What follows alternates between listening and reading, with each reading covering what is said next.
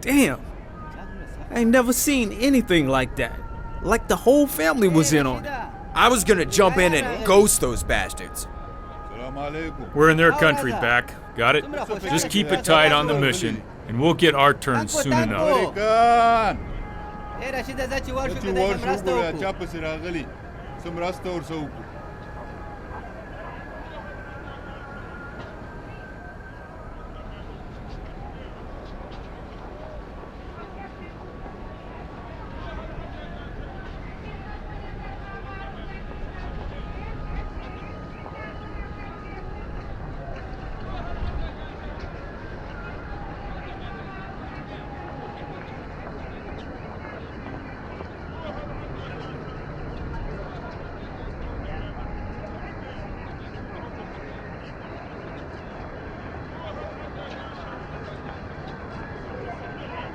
Q, back of it. Cover the east flank. Keep your eyes on the far alley. Back of it. Enough with the damn chatter. Got it? Driver and I will watch our six. Hey man, thanks for keeping your head on straight. I'm gonna do what I can to keep you on my team. I'll tell you, Bakovic's a soup sandwich. Hope you can rub off on him. Soto, over here. Roger. Pull in. Keep an eye on our six.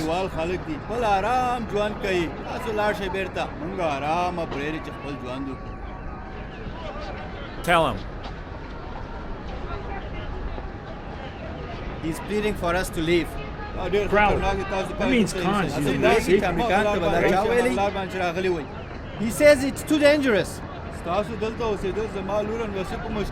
you and me, Khalil's never like this. I don't know what the hell's going on. He feels us being here could harm his wife and his grandson. Hey Crowley, you think Biscuit's in there? Let's move up and find out. We can't waste more time here. Hey Turk, does Khalil understand we're trying to help him? Muhtarama, Something's not right. This was supposed to be a good lead.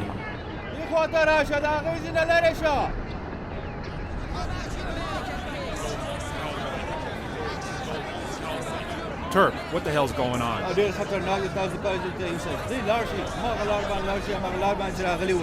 Most of them want us to leave.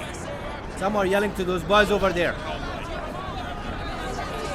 Crowley, I think the more time we sit here, we're gonna... Agree, that bastard's in there and Khalil might be protecting him. Get set for infill. I'm calling it in. Roger, we're moving. Nice moves, kid.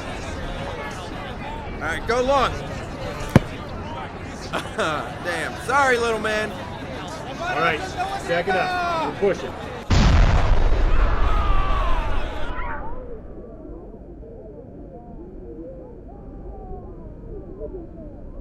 Oh my God. Khalil was trying to save us. He knew the alley was rigged.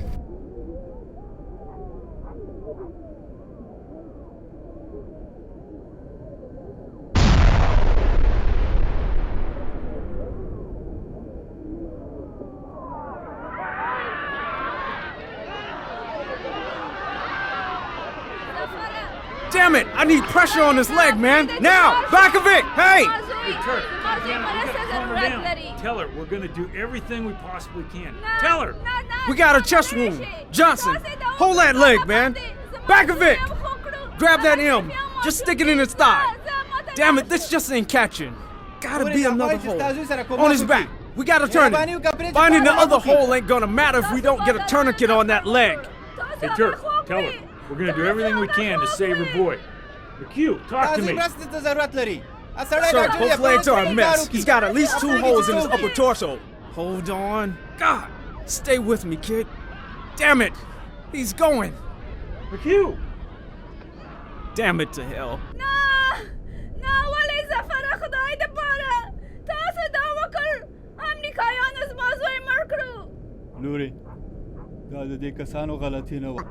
Back of it.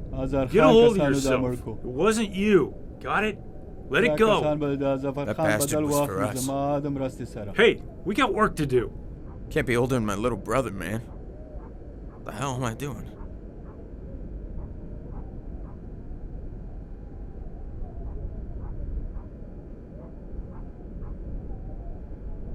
Hey, Turk, Khalil was trying to warn us, wasn't he? God damn it, what a mess. What a nightmare.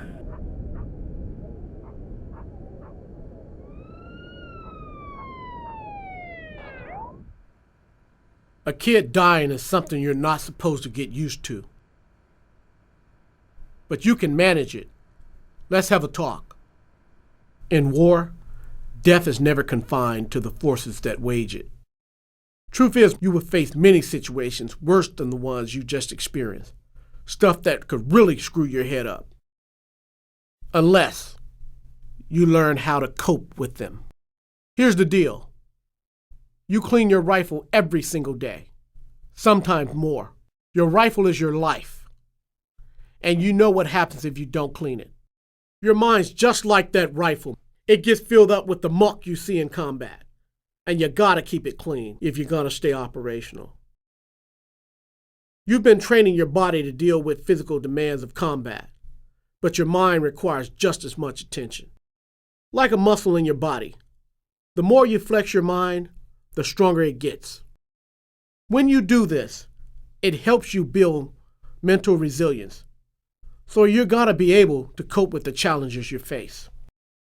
Too many of our men come back with deep wounds in their psyches, wounds that can take a long time to heal, if they ever do.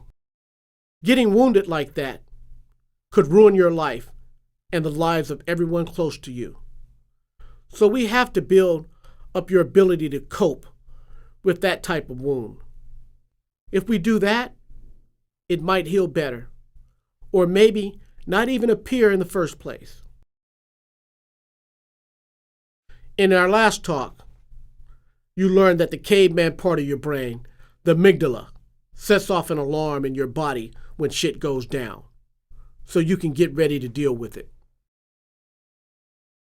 This is a normal response to emotionally stressful events, and is important to human survival. Without it, humans may not have survived long enough to evolve to where we're at today. However, that's the alarm. The part of your brain for coping is the prefrontal cortex. It's like the brain within your brain. It's the part that defines our humanity, where your more complex thinking and decision-making happens. It has the ability to keep the caveman from running the show. Because if the cavemen run the show, they'd have you acting like a meat shield or a douchebag. Your prefrontal cortex needs to be the boss, appraising the situation and getting the caveman to calm the hell down.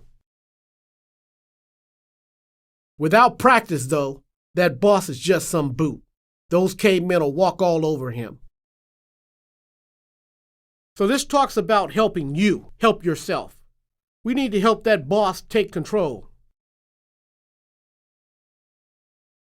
It's up to you to practice these techniques and avoid the mental pitfalls that can make things worse. With practice and determination, your boss will put the cavemen in their place, keeping your brain on point, even in the most messed up situations. Your big takeaway should be understanding that your emotions aren't a slave to this world. It's all about how you appraise and process the events in the world. If you can learn ways to manage your thinking about these events, it will help you deal with the challenges that come with deployment. If you let the caveman take control, one of the things that could happen is tunnel vision. You don't want that. Let's say you're on patrol and a threat occurs, setting the caveman in motion. The squad takes cover, but this rifleman doesn't have his caveman under control. His field of vision shrinks, his attention drawn only to what's in front of him. He's so absorbed with the initial contact from the building that he doesn't see the enemy coming from the adjacent alley, the alley he's positioned to cover. Before he realizes it, it's too late. The enemy has flanked their position. Tunnel vision has done them in. If your cavemen are left unchecked, they can cause all sorts of problems, physically and mentally. Your thinking can slow down. You can get the shakes. Hell, some people even crap themselves. Son, are you a crapper? 2 points here. If this happens, it doesn't mean you're not a good soldier. It just means the caveman won that round, and you got to put in the work to get ready for the next round. The guys standing next to you depend on it. Keeping your cavemen under control is just as important for you as it is for your fellow soldiers. Take a look at the clip from the mission you were just on. How stressed were you at that particular time during the scenario? Use the analog stick to rate your stress levels on a scale of 1 through 10, with 10 being the most stressed. Here's how your body reacted in comparison to what you indicated. Your body reacted to the stress at about the same level you indicated. I want you to think about what can happen in war, the worst of it, and how you will handle it when it's for real. Imagine going through what these warriors just went through, or something even worse. Really, sit there and picture it. Get it in your head as if it were a memory of something you experienced already. You got it in your head? Just picture yourself in the last combat scenario, the one with the young civilian casualty. Now inside the scenario that you're picturing, think of what you do next, from any of the positions you may find yourself in.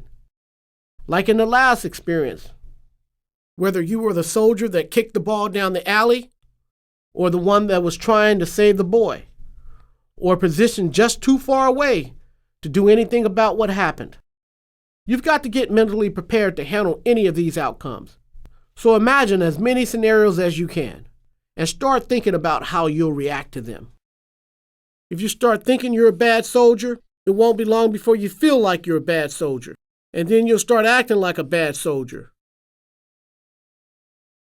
That's why you need to start imagining what a good soldier would do, no matter what the situation. This mindset will help you handle these situations should they happen, and allow you to return home a stronger person than when you left. As we go through these lessons, I'll teach you ways to use your prefrontal cortex, the boss, to get through these events and control emotions that can eat you up. Take a look at this chart. You can think of these colored categories as sharp, or whatever works for you. These are general mental awareness states that describe any mindset you might be in. The white zone, stagnant, is the state a warrior should never find himself in unless he's off duty. Most of the time you'll be in the yellow or orange zone, heightened and alerted. But during those times you have to react. You will need to move up to the red zone, which is fine as long as you actively maintain your awareness. If you get caught off guard and don't maintain your awareness, you can end up in the black zone. It's basically where you're most likely to end up getting effed up. But with practice, you'll be able to operate effectively, even in the black zone.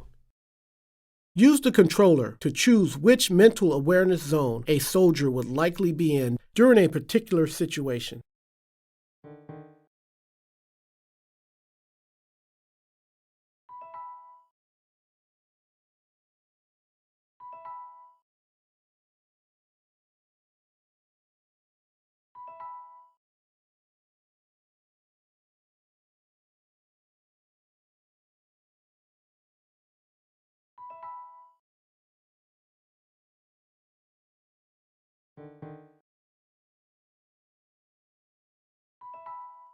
There's a lot more to learn, soldier, but you're on the road to being able to practice these techniques that will help you deal with the emotional stress of war.